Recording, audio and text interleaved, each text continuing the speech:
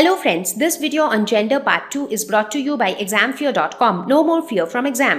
अब हम बात करते हैं एक थर्ड कैटेगरी के जेंडर की, जिसको हम कहते हैं कॉमन जेंडर। कॉमन मतलब क्या होता है? जो सबके लिए कॉमन होता है, जो सबके लिए होता है। तो common gender denotes either male और फीमेल। तो इसमें उस तरह के नाउन्स आएंगे जिनका कोई स्पेसिफिक डिस्टिंक्शन नहीं है, मतलब वो वर्ड जो है वो मेल को भी रिप्रेजेंट कर सकता है और वो वर्ड फीमेल को भी रिप्रेजेंट कर सकता है। तो आप सोचेंगे कि ऐसे वर्ड्स होते हैं क्या? होते हैं, ऐसे वर्ड्स भी होते हैं। जैसे कि एक बहुत सिंपल सा और एग्जाम्पल लेती हूँ, इसको हम अक्सर ही यूज़ करते हैं, जैसे पेरेंट। पेरेंट का क्या मतलब है?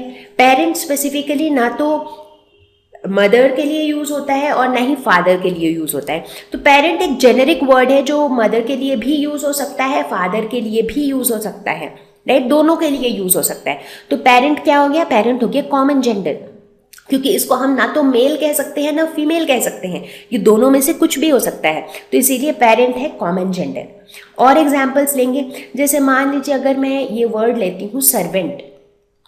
सर्वेंट वर्ड से आपको कैसे पता चलेगा कि जो सर्वेंट है वो मेल है या फीमेल है? वो तो कुछ भी हो सकता है, वो मेल सर्वेंट भी हो सकता है और वो फीमेल सर्वेंट भी हो सकता है। तो जो सर्वेंट वर्ड है वो फिर से हो गया कॉमन जेंडर। चाइल्ड, चाइल्ड से हमें कभी भी ये पता नहीं चलता है कि जो चाइल्ड है वो गर्ल चाइल्ड है या बॉय चाइल्ड है, वो तो पता नहीं है जब तक हम उसको मेंशन ना करें। तो चाइल्ड वर्ड क्या हो गया? वो फिर से हो गया कॉमन जेंडर। और एग्जाम्पल्स देखते हैं, जैसे अगर हम ये वर्ड यूज करें स्टूडेंट, तो आपको कैसे पता चलेगा कि स्टूडेंट लड़का है कि लड़की? हमने तो कुछ बताया नहीं है, हमने खाली बोला है स्टूडेंट। तो स्टूडेंट क्या हो गया? फिर से कॉमन जेंडर। तो इसलिए मैंने बताया, जब मैंने डेफिनेशन दिया होगा कॉमन जेंडर का कि ये कुछ भी डिनोट कर सकता है, मेल भी और फीमेल भी, तो आप सोच रहे होंगे कि ऐसे वर्ड्स होते भी हैं। लेकिन आप देखिए कितने सारे ऐसे कॉमन वर्ड्स हैं जो हम डे टू डे लाइफ में यूज़ करते हैं। चाइल्ड, स्टूडेंट, सर्वेंट, पेरेंट, और ये सारे वर्ड्स जो हैं मेल फीमेल को पर्टिकुलरली नहीं बताता है, ये दोनों को इंक्लूड करता है ना? तो इस तरह के और भी वर्ड्स हैं, जैसे नेबर, पड़ोसी। अब जो पड़ोसी है, जो नेबर है, ये इंग्लिश में एटलीस्ट नेबर का कोई फीमेल फॉर्म नहीं होता है। नेबर मेल को भी बोल सकते हैं, नेबर फीमेल को भी बोल सकते हैं। तो नेबर हमारा कॉमन जेंडर है।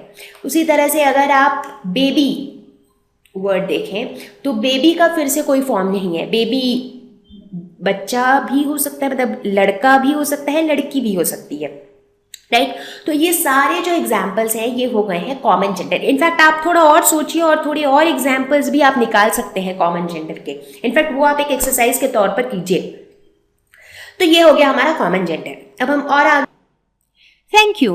Please visit examfear.com for free quality education. You can learn with a simple 4-step learning process wherein you can watch video lessons, you can ask your questions, you can refer notes, and you can take a free online test. We have content for class 6 to 12 on physics, chemistry, mathematics, and biology along with practical videos. So please subscribe to our channel for daily updates. Thank you.